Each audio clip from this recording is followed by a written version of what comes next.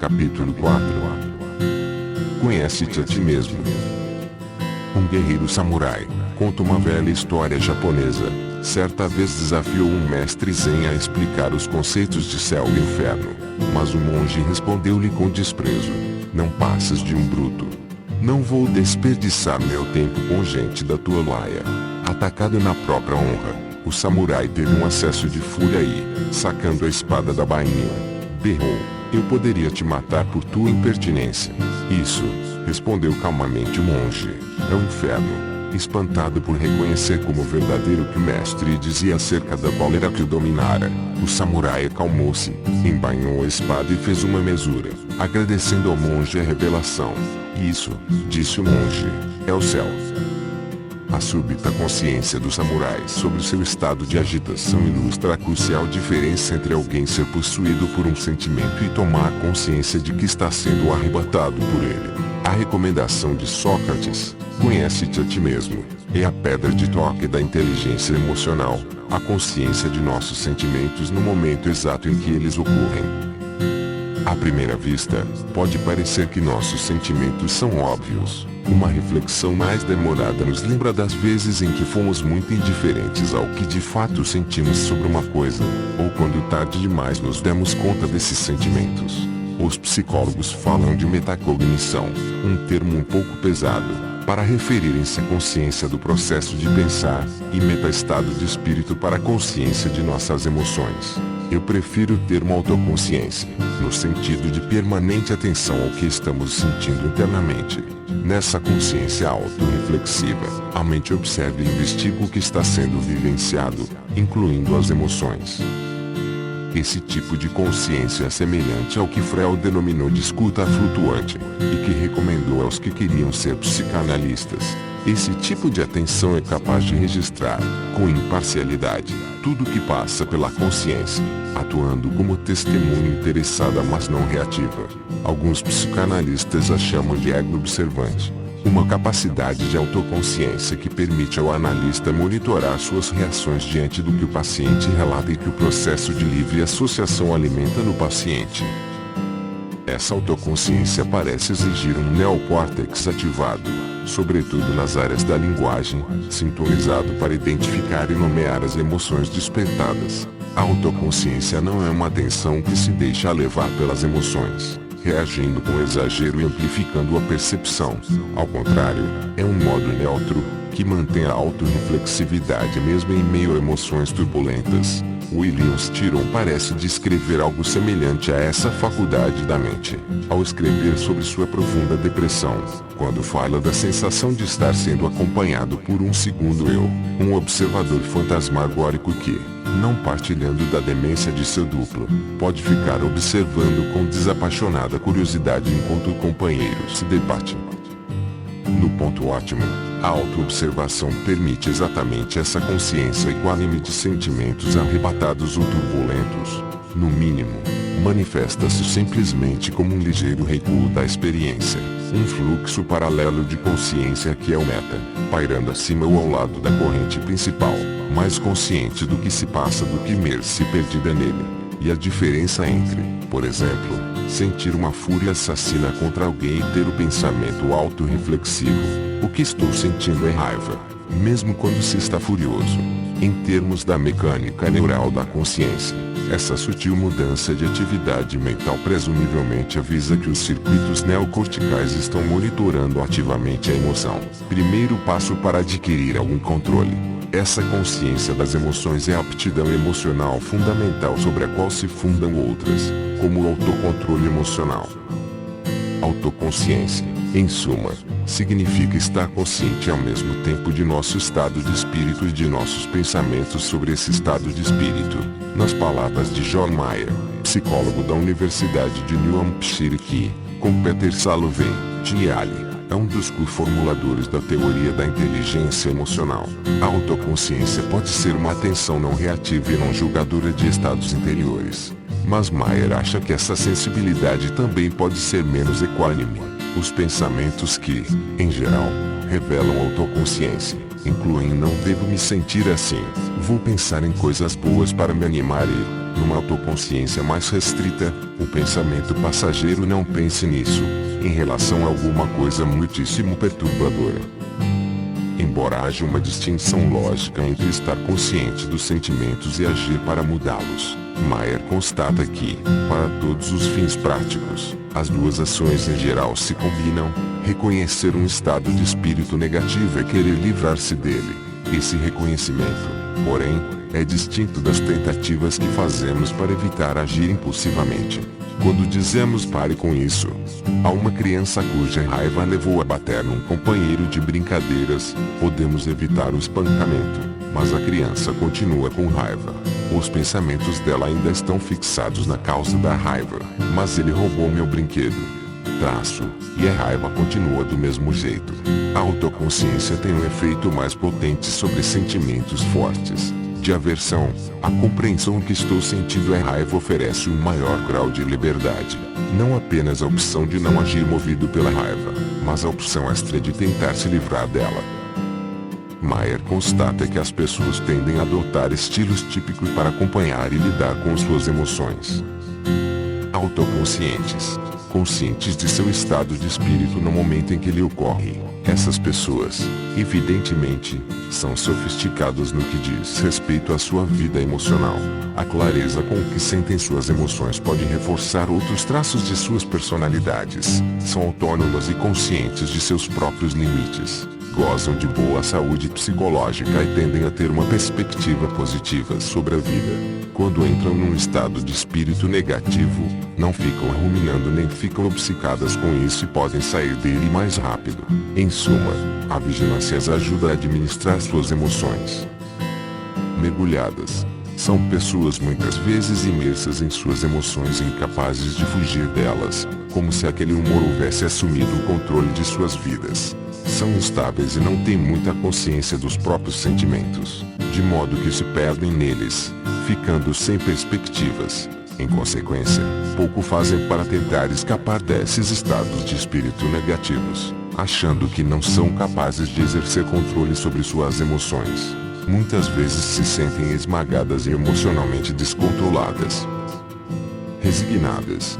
Embora essas pessoas muitas vezes vejam com clareza o que estão fazendo, também tendem a aceitar seus estados de espírito e, portanto, não tentam mudá-los. Parece haver dois ramos do tipo resignado, pessoas que estão geralmente de bom humor e por isso pouca motivação têm para mudá-los, e as que, apesar de verem com clareza seus estados emocionais, são susceptíveis aos maus estados de espírito e os aceitam com um deixa rolar, nada fazendo para mudá-los, apesar da aflição que sentem. Um padrão encontrado, por exemplo, em pessoas deprimidas que se resignam ao seu desespero. Os apaixonados e os indiferentes. Imagine por um instante que você está num avião voando de Nova York para São Francisco. É um voo tranquilo, mas, quando se aproxima das montanhas rochosas, o piloto fala pelo alto-falante. Senhoras e senhores, vamos entrar numa área de turbulência. Por favor, retornem às suas poltronas e apertem os cintos. Aí, o avião entra em turbulência, a mais forte porque você já passou, jogando para cima e para baixo, para um lado e para outro, como uma bola nas ondas do mar. O que você faz numa situação dessas?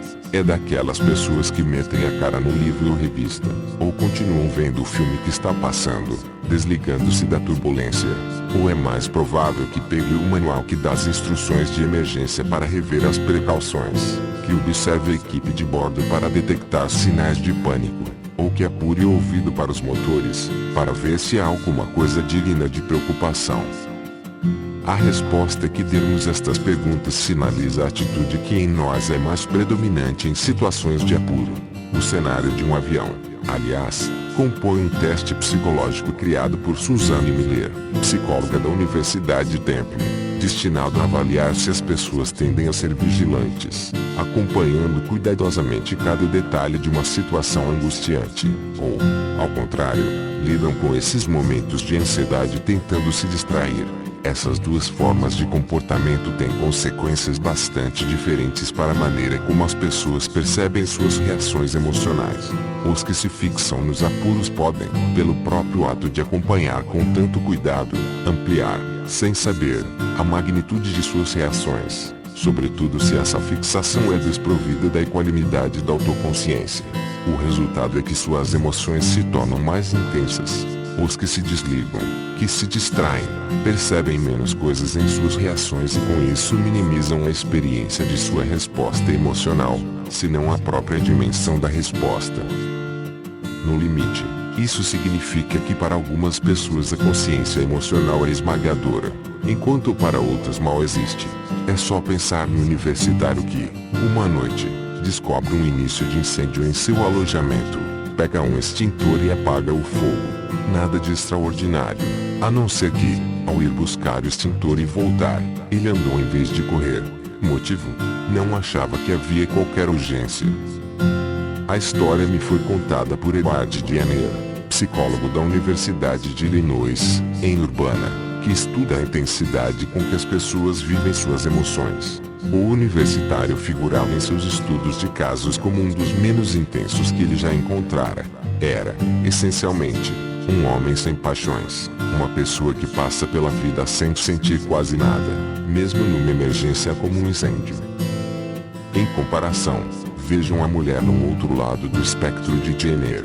Uma vez, quando perdeu a caneta preferida, ficou perturbada durante dias. Outra vez, ficou tão excitada, ao ver o anúncio de uma grande liquidação de sapatos femininos numa loja cara, que largou o que estava fazendo, entrou no carro e dirigiu 3 horas até a loja em Chicago.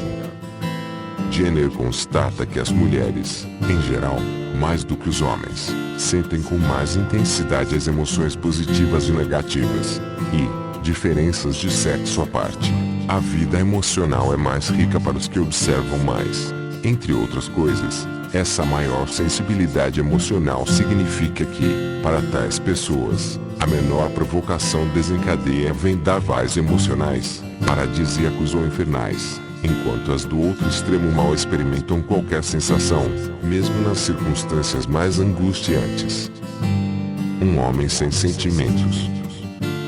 Gary aborrecia a noiva, Ellen, porque, apesar de inteligente, atencioso e um médico bem-sucedido, era emocionalmente neutro, completamente sem reação a qualquer demonstração de sentimentos. Embora falasse com brilhantismo sobre ciência e arte, quando se tratava de seus próprios sentimentos, mesmo aqueles que tinha por Ellen, emudecia. Por mais que ela tentasse despertar-lhe alguma paixão, ele ficava impassível, indiferente. Eu não expresso naturalmente meus sentimentos, disse Gary ao terapeuta a quem consultou por insistência de Ellen. Quando se tratava da vida emocional, acrescentou, não sei o que dizer, não tenho sentimentos fortes, bons ou maus. Ellen não era a única pessoa que se frustrava com frieza de Gary. Segundo ele relatou ao terapeuta, era incapaz de falar abertamente de seus sentimentos com qualquer outra pessoa. Motivo, não tinha consciência do que sentia. Até onde lhe era dado saber, não sentia raivas, tristezas ou alegrias.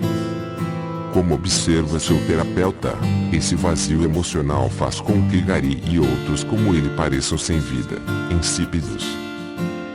Entediam a todos, por isso suas esposas pedem que se tratem.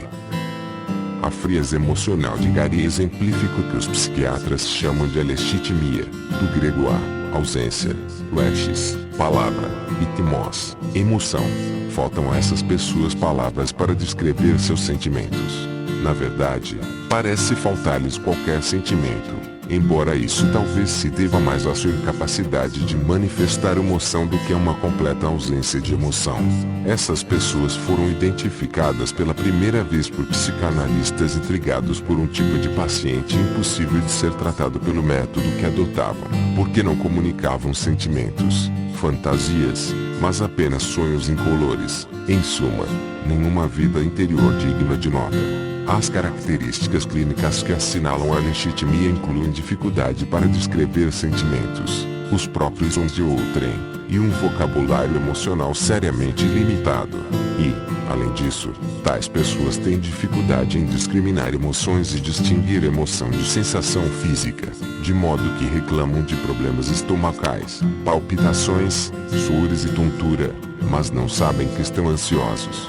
Dão a impressão de serem alienígenas, vindos de um mundo inteiramente diferente, e, no entanto, vivem numa sociedade que é dominada pelos sentimentos. E a descrição dada pelo Dr. Peter Sifneus, o psiquiatra de Harvard que, em 1972, cunhou o termo alexitimia. Os alexitímicos, por exemplo, raramente choram, mas quando fazem, as lágrimas são copiosas. Ainda assim, ficam perplexos quando perguntamos por que choram.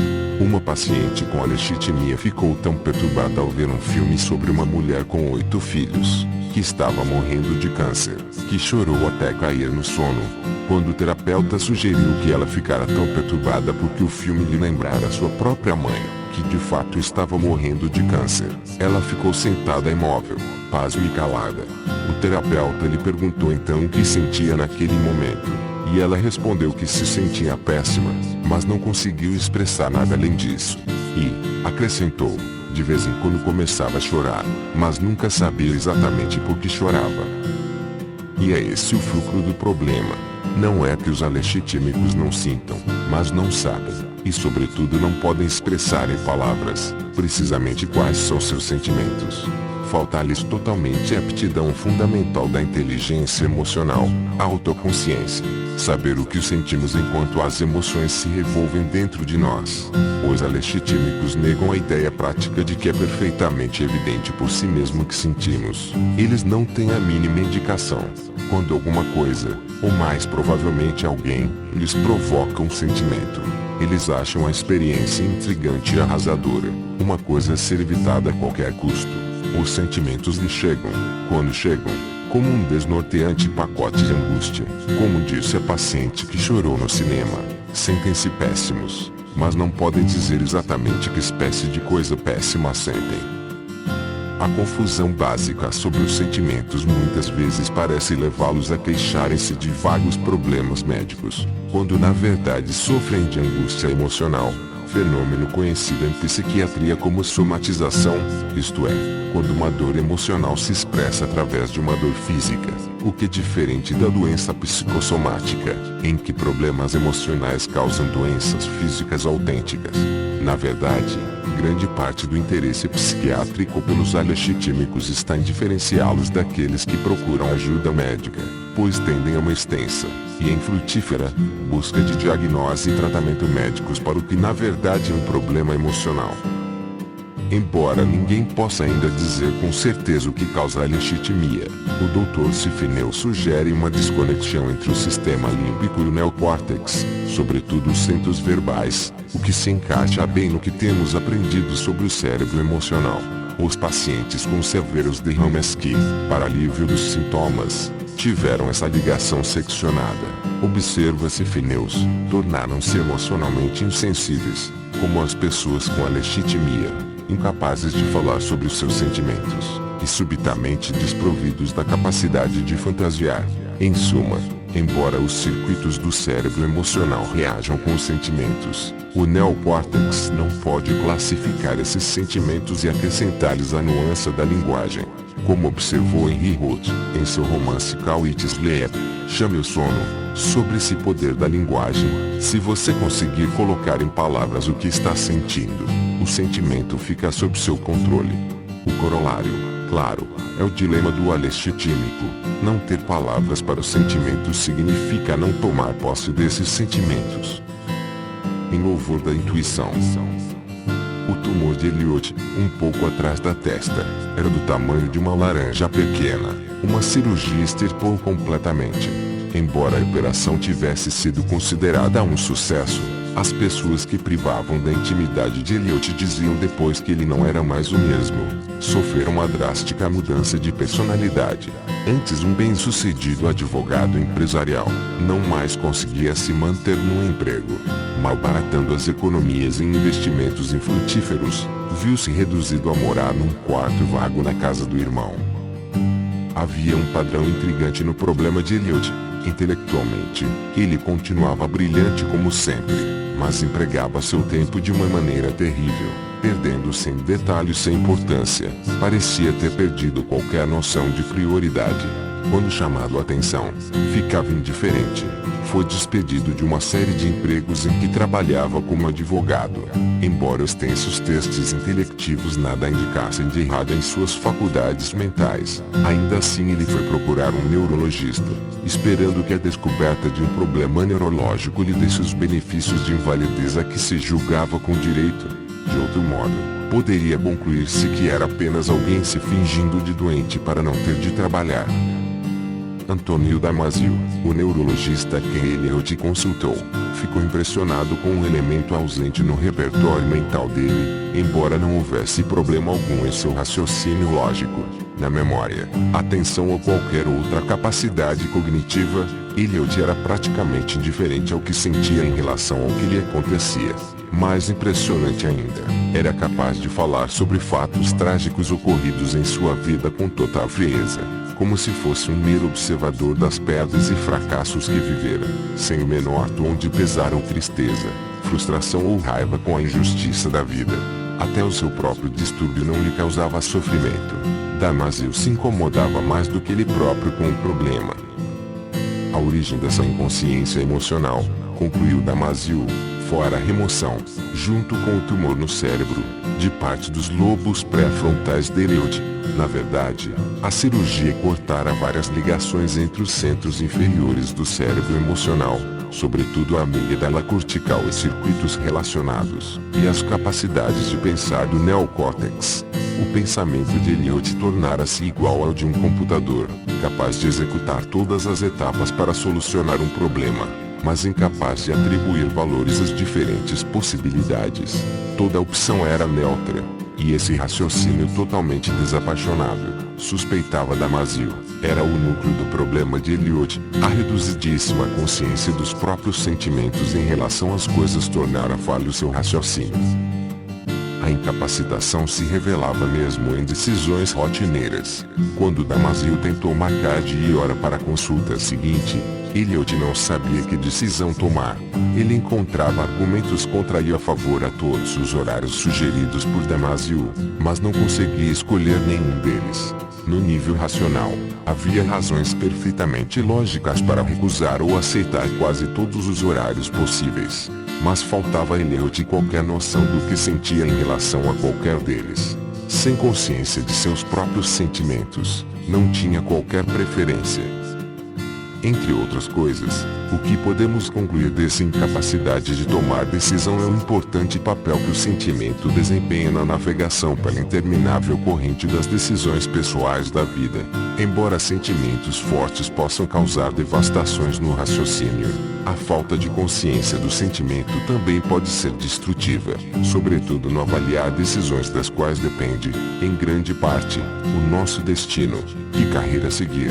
Se ficar num emprego seguro ou arriscar-se em outro mais atraente, com quem namorar ou casar, onde viver, que apartamento alugar ou que casa comprar, sempre, pela vida fora.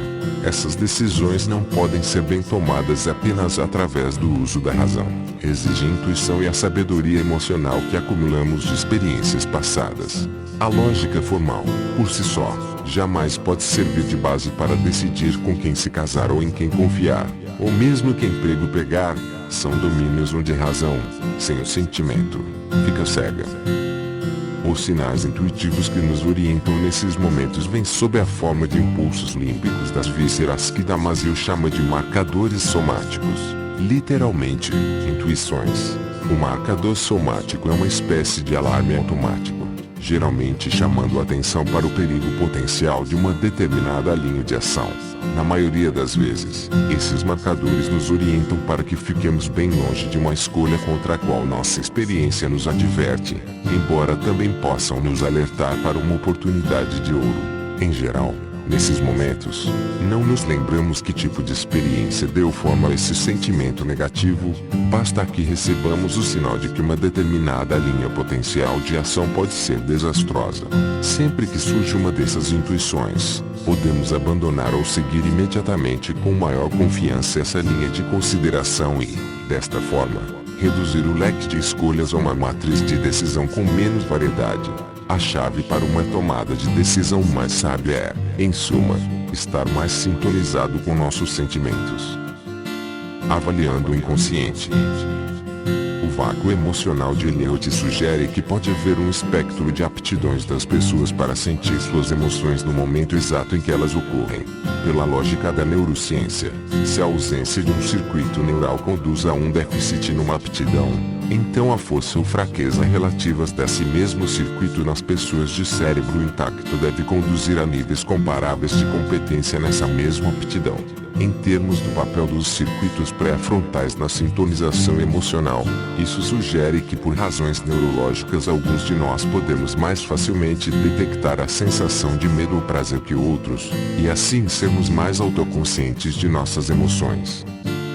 Talvez o talento para introspecção psicológica dependa desses mesmos circuitos. Alguns de nós estamos mais naturalmente sintonizados com simbolismos mentais específicos, a metáfora e o símile, juntamente com a poesia, a música e a fábula, são todos moldados na linguagem do coração.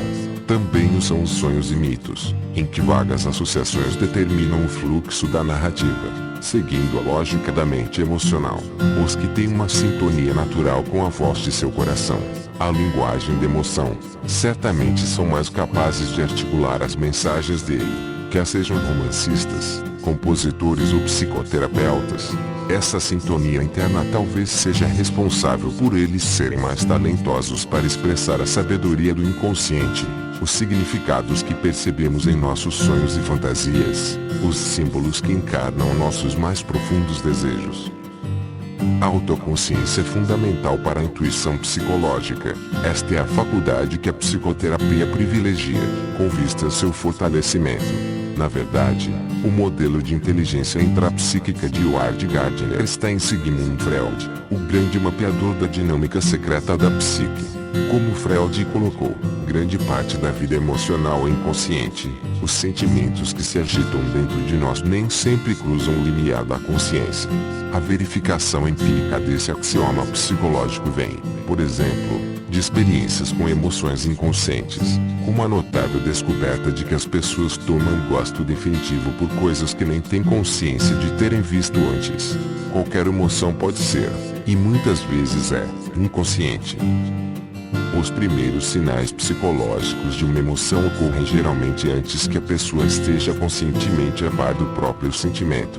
Por exemplo, quando são exibidas fotos de cobras a pessoas que têm medo de cobra, sensores em sua pele detectam o surgimento de suor, que é um sinal de ansiedade, embora elas digam que não sentem medo algum. O suor aparece nessas pessoas mesmo quando a imagem da cobra é mostrada rapidamente, de forma que não haja tempo para que fixem na consciência, de forma exata, a imagem que acabaram de ver e, muito menos, percebam que estão começando a ficar ansiosas. À medida que essas agitações emocionais pré-conscientes continuam a crescer, acabam tornando-se suficientemente fortes para irromper na consciência. Assim, há dois níveis de emoção, consciente e inconsciente. O momento em que a emoção passa para a consciência assinala seu registro como tal no córtex frontal. As emoções que fremem abaixo do limiar da consciência podem ter um poderoso impacto na maneira como percebemos e reagimos, embora não tenhamos ideia de que elas estão atuando. É o caso de alguém que no início do dia se aborrece com uma coisa desagradável e permanece ranzinza horas depois, ofendendo-se e respondendo mal às pessoas sem motivo plausível. É possível que não perceba a sua continuada irritabilidade e ficará surpreso se alguém chamar a atenção para ela. Embora esse sentimento esteja pouco aquém de sua consciência justifique suas respostas bruscas. Mas assim que essa reação é trazida à consciência, assim que se registra no córtex traço, ele pode avaliar de novo as coisas, decidir abandonar os sentimentos que ficaram do início do dia e mudar de perspectiva e estado de espírito. Desta forma, a autoconsciência emocional é a base deste aspecto da inteligência emocional, ser capaz de afastar um estado de espírito negativo.